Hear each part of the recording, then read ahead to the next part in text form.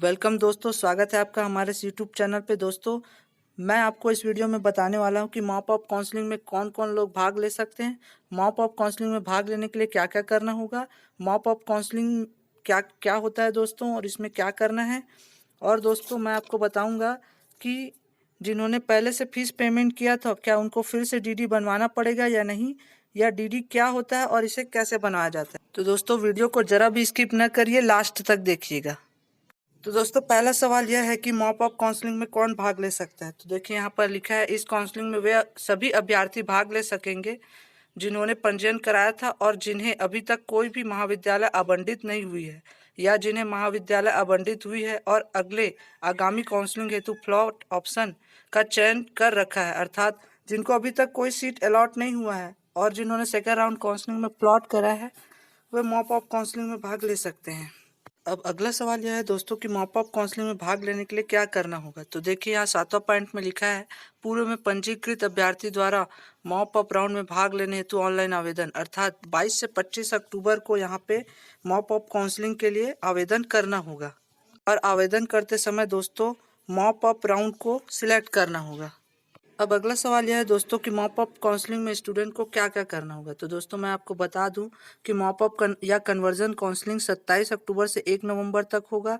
इस प्रक्रिया में देखिए, यहाँ पर लिखा है, उपरोक्त प्रक्रिया में भाग लेने हेतु पंजीकृत अभ्यर्थी को पूर्ण फीस की राशि रुपये 26,815 का डीडी अधिष्ठाता कृषि महाविद्यालय रायपुर के नाम पर बनाना होगा और अपने नज़दीक के कृषि महाविद्यालय एवं कृषि केंद्र में जाकर 12 बजे से पहले अपनी उपस्थिति दर्ज करानी होगी। प्रत्येक दिन यह काउंसलिंग चलेगा दोस्तों, और प्रत्येक दिन ही आपको सीट आवंटित किया जाएगा। देखिए दोस्तों, यहाँ पर लिखा है, उपस्थिति दर्ज कराए अभ्यर्थी उस दिन की मॉप अप काउंसलिंग के सभी राउंड में भाग ले पाएंगे। उपस्थिति दर्ज करवाए अभ्यर्थी की ही मेरिट के आधार पर उस दिन की काउंसलिंग की जाएगी, अर्थात आपको 12 बजे से पहले वहाँ पर उपस्थित हो जाना है।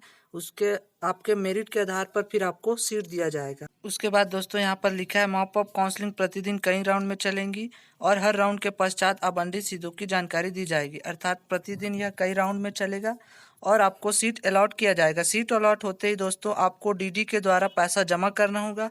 उसके बाद फ्रिज और प्लॉट एवं सीट कन्वर्जन ऑप्शन का चयन वही अधिकारी के द्वारा ऑनलाइन करवाना होगा। और यदि अभ्यर्थी प्लॉट ऑप्शन का चयन करता है तो दस्तावेज सत्यापन केंद्र में उपस्थित रहना होगा। यदि वह उपस्थित नहीं होता है तो उसका सीट को फ्रीज कर दिया जाएगा दोस्तों। उसके बाद दोस्तों, यहाँ पर लिखा है, यदि अभ्यर्थी मॉप अप राउंड के लिए निर्धारित समय सुबह 8 बजे से लेकर 12 बजे दोपहर के पूर्व उपस्थित नहीं होता है तो वह उस दिन के मॉप अप राउंड में भाग नहीं ले पाएगा और अगले दिन काउंसलिंग में आकर उपस्थिति दर्ज कर वह मॉप अप राउंड में भाग ले सकता है। अर्थात दोस्तों, यदि वह 12 बजे से पहले उपस्थित नहीं होता है तो अगले राउंड के लिए अगले दिन फिर से 12 बजे से पहले उसको उपस्थिति दर्ज करानी पड़ेगी। उसके बाद दोस्तों, यहाँ सेकंड पॉइंट लिखा है, सीट आवंटन के पश्चात यदि निर्धारित समय पर अभ्यर्थी शुल्क का भुगतान नहीं करता है तो उस दशा में अभ्यर्थी को आवंटित सीट स्वतः निरस्त हो जाएगी। सीट निरस्त हो जाने के पश्चात यदि अभ्यर्थी काउंसलिंग के आगामी चरणों में भाग लेना चाहता है तो उसे मॉप अप राउंड के अगली तिथि में आकर अपनी उपस्थिति दर्ज करानी पड़ेगी। अर्थात दोस्तों, सीट अलॉट हो जाने के बाद यदि अभ्यर्थी तुरंत फीस जमा नहीं कर पाता है तो इस स्थिति में दोस्तों उसका सीट निरस्त कर दिया जाएगा और वह अगले दिन आकर फिर से काउंसलिंग में भाग लेगा और फिर उसको फीस जमा करके अपने सीट को बुक करना होगा दोस्तों। अब दोस्तों, बहुत लोगों का यह सवाल है कि जिन्होंने पहले से फीस पेमेंट कर दिया है और प्लॉट ऑप्शन का चयन किया है, उनको क्या फिर से डीडी बनवाना पड़ेगा। तो दोस्तों, मैं आपको बता दूं कि उनको फिर से डीडी नहीं बनवाना पड़ेगा। वे अपना फीस पेमेंट का रिसिप्ट ले जाकर मॉप अप काउंसलिंग में दिखा सकते हैं। अब दोस्तों, बहुत लोगों का यह सवाल है कि डीडी क्या होता है और इसे कैसे बनवाया जाता है। तो मैं आपको बता दूं कि दोस्तों, डीडी का फुल फॉर्म डिमांड ड्राफ्ट होता है। यह भी एक पेमेंट करने का तरीका होता है जो चेक के समान होता है। इसे दोस्तों ऑनलाइन या ऑफलाइन दोनों तरीके से बनाया जा सकता है। ऑफलाइन बनवाने के लिए दोस्तों किसी भी बैंक के किसी भी ब्रांच में जाकर आपको एक फॉर्म फिलअप करना होगा और उसके बाद जितना पैसा आपको जमा करना है उतना पैसे का डीडी वहाँ पे फिल करना होगा और इसके लिए कुछ चार्ज भी जमा करना होगा। दूसरी तरफ बात करें दोस्तों ऑनलाइन बनवाने के लिए, तो अगर आपके पास इंटरनेट बैंकिंग है तो उसकी मदद से आप ऑनलाइन भी डीडी बनवा सकते हैं। ऑनलाइन डीडी जो बनवाया जाता है वह पोस्ट ऑफिस के थ्रू आपके घर पर आता है, जिसमें 3 से 4 दिन लग सकते हैं। अब दोस्तों बात करते हैं सीट कन्वर्जन काउंसलिंग या सीट परिवर्तन काउंसलिंग में। तो देखिए यहाँ पर लिखा है, इस काउंसलिंग में केवल वही अभ्यर्थी भाग ले सकेंगे जिन्होंने सीट सुनिश्चित करते समय सीट कन्वर्जन काउंसलिंग में यस का चयन किया था। अर्थात दोस्तों जिन्होंने सीट कन्वर्जन काउंसलिंग में यस और नो में से यस ऑप्शन का चयन किया था वही अभ्यर्थी इसमें भाग ले सकते हैं।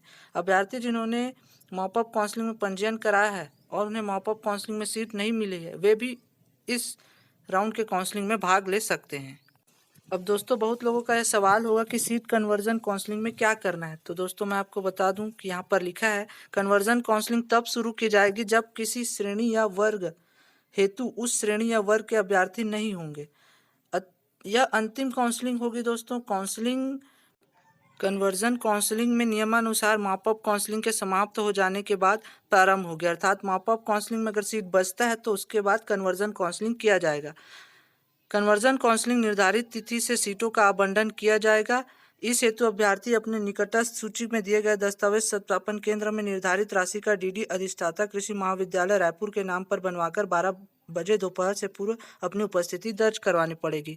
अर्थात दोस्तों मॉपअप राउंड के काउंसलिंग की तरह ही इसमें भी 12 बजे से पहले आपको अपने आसपास के कृषि केंद्र या महाविद्यालय में जाकर अपनी उपस्थिति दर्ज करानी पड़ेगी।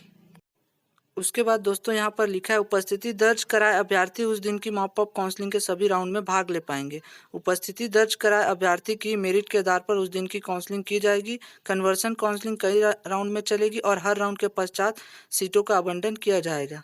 उसके बाद दोस्तों यहाँ पर लिखा है कि अभ्यर्थी को डीडी जमा करना होगा और उसके पश्चात फ्रीज और प्लॉट ऑप्शन का चयन करना होगा, जो कि दोस्तों वहीं पर ऑनलाइन दर्ज करवाना होगा। यदि प्लॉट ऑप्शन का चयन किया गया तो कन्वर्जन काउंसलिंग के अन्य राउंड के दस्तावेज सत्यापन केंद्र में ही उपस्थित रहें। यदि उपस्थित नहीं रहता है तो उस समय उनके सीट को फ्रीज कर दिया जाएगा। अर्थात दोस्तों इसमें भी मॉपअप राउंड की तरह ही सीट मिल जाने के बाद तुरंत फीस पेमेंट करना होगा और फ्रीज या प्लॉट ऑप्शन का चयन करवाना होगा। उसके बाद दोस्तों यहाँ पर लिखा है, यदि अभ्यर्थी कन्वर्जन राउंड के लिए निर्धारित समय 8 बजे से लेकर 12 बजे दोपहर के पूर्व उपस्थिति दर्ज नहीं करवाता है तो उस दिन के कन्वर्जन राउंड में वह भाग नहीं ले पाएगा। अर्थात आपको दोस्तों 12 बजे से पहले यहाँ पर उपस्थिति दर्ज करानी पड़ेगी। उसके बाद लिखा है दोस्तों, सीट आवंटन के पश्चात यदि अभ्यर्थी समय पर शुल्क का भुगतान नहीं कर पाता है तो अभ्यर्थी की सीट वहीं पर निरस्त कर दी जाएगी। उसके बाद साथ उसको अगले दिन फिर आके मॉपअप राउंड काउंसलिंग में भाग लेना होगा। उसके पश्चात दोस्तों ऐसे अभ्यर्थी जिनको उस सीट में एडमिशन नहीं लेना है या जिनका सीट निरस्त कर दिया गया है उनको फीस रिफंड कैसे होगा। तो दोस्तों ऐसे अभ्यर्थी फीस वापसी हेतु ऑनलाइन आवेदन करेंगे और उनके द्वारा जमा की गई राशि में से 1000 रुपये काट कर जितना भी पैसा है उनको उनके बैंक अकाउंट में ट्रांसफ़र कर दिया जाएगा। तो दोस्तों कैसा लगा हमारा यह वीडियो हमें कमेंट करके ज़रूर बताइएगा और इससे संबंधित कोई भी जानकारी लेना हो तो आप हमें कमेंट बॉक्स में कमेंट कर सकते हैं।